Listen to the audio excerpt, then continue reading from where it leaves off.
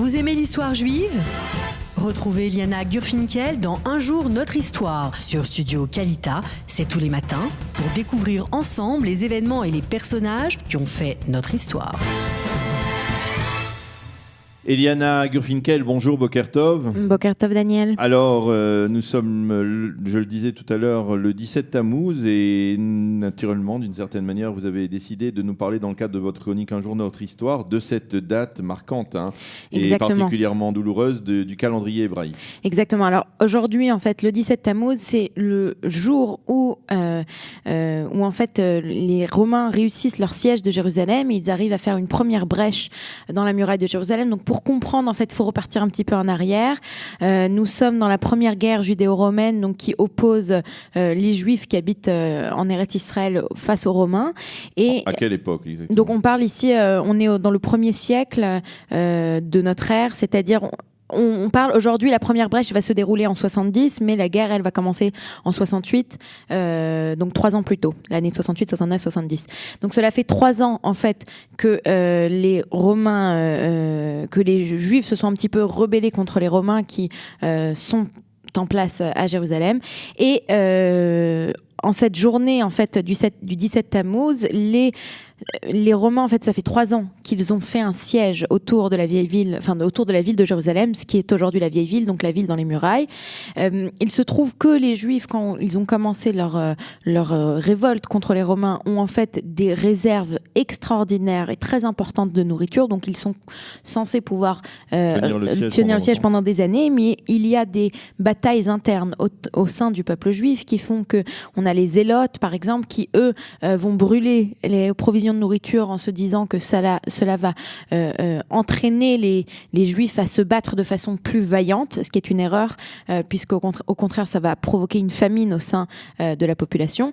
Et donc, nous allons avoir ce siège de 3 ans, et au bout de 3 ans, à la date d'aujourd'hui, les Romains vont réussir à faire la première brèche. Alors, qu'est-ce que ça signifie ? D'abord, la personne qui fait le siège de Jérusalem, c'est Titus, qui à l'époque n'est pas encore empereur, il n'est juste qu'un général de l'armée romaine.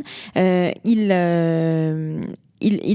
fait ce siège, et quand Titus, il fait ce siège, et quand Titus fait ce siège, le but, en fait, c'est de détruire la force juive, et cette force juive, en fait, sera détruite au final par la chute de Metsada encore 3 ans plus tard.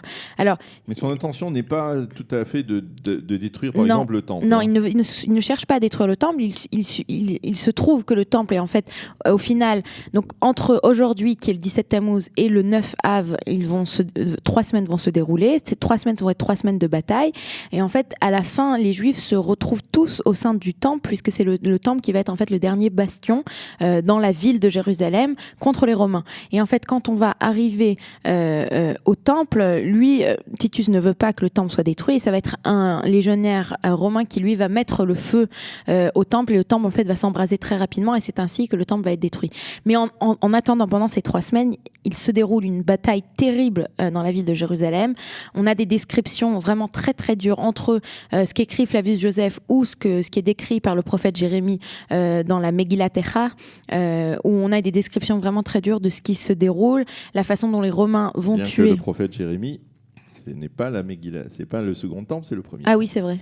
Ah ben c'est une grosse. Oui, mais on a une description.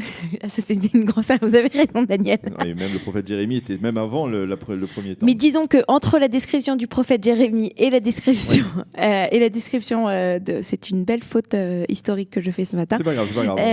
Mais surtout entre les descriptions de Flavius Joseph, mais en fait elles se recroisent, ces descriptions. C'est-à-dire qu'on a toujours cette description de personnes qui sont tuées, de personnes qui sont brûlées vivantes, de personnes qui sont... en fait, les Romains ne vont pas laisser beaucoup de personnes en vie. Ils vont vraiment chercher à détruire la révolte. Je le dis pour nos auditeurs et ceux qui viennent en Israël pendant les vacances, ceux qui veulent véritablement comprendre comment s'est déroulé ce siège de Jérusalem. Donc, alors c'est en 1970 selon la tradition historique. En 70. 70 selon la tradition historique, mais en 68 selon la tradition juive et religieuse. Eh bien, ils peuvent aller à Ir David et ils verront comment les Romains poursuivaient les Juifs qui essayaient de s'enfuir, donc de quitter justement l'esplanade, cette région du mont du Temple. Et c'est tout à fait impressionnant. Et particulièrement à Ir David, ils ont ouvert il y a quelques années en fait les marches qui allaient du temple jusqu'à Shiloah, jusqu'à la source du Siloé qui est en bas dans la vallée. Et en fait, les Juifs se sont cachés sous ces marches qui avaient été extrêmement bien bâties par Hérode. Et ils se sont cachés en fait en dessous. Ils avaient des amphores avec de la nourriture. Donc tout était fait pour qu'ils puissent tenir le coup et pouvoir se protéger des Romains. Et les Romains ont même détruit ces marches, ont cassé les dalles afin de pouvoir trouver ces Juifs. Et Flavius Joseph décrit d'ailleurs qu'ils ont mis le feu. Donc en fait, sous ces dalles, il y avait les égouts. Ils ont mis le feu aux égouts afin de tuer tout Juif qui restait en fait. Donc c'est une époque très difficile.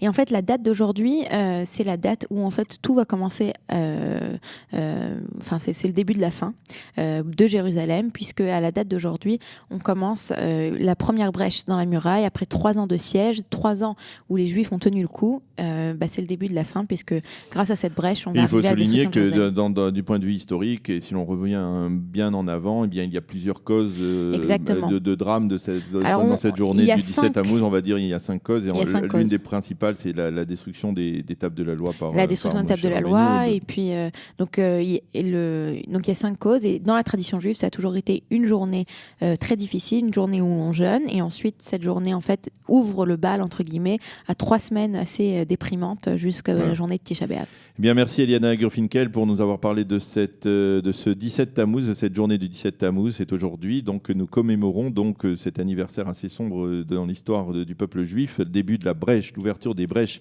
dans la muraille de Jérusalem qui a conduit donc à la destruction du temple, du second temple de Jérusalem. En 968, je disais, en 968, pardon. Ben oui, on va y arriver. On a des beaux anachronismes ce matin. Voilà, c'est cela. Et c'est peut-être la fatigue parce qu'on jeûne peut-être. Alors voilà, merci Eliana Gurfinkel d'avoir été avec nous ce matin. On se retrouve dans quelques instants pour la revue de la presse et des médias israéliens, après un jingle. Vous aimez l'histoire juive ? Retrouvez Eliana Gurfinkel dans Un jour notre histoire sur Studio Kalita, c'est tous les matins, pour découvrir ensemble les événements et les personnages qui ont fait notre histoire.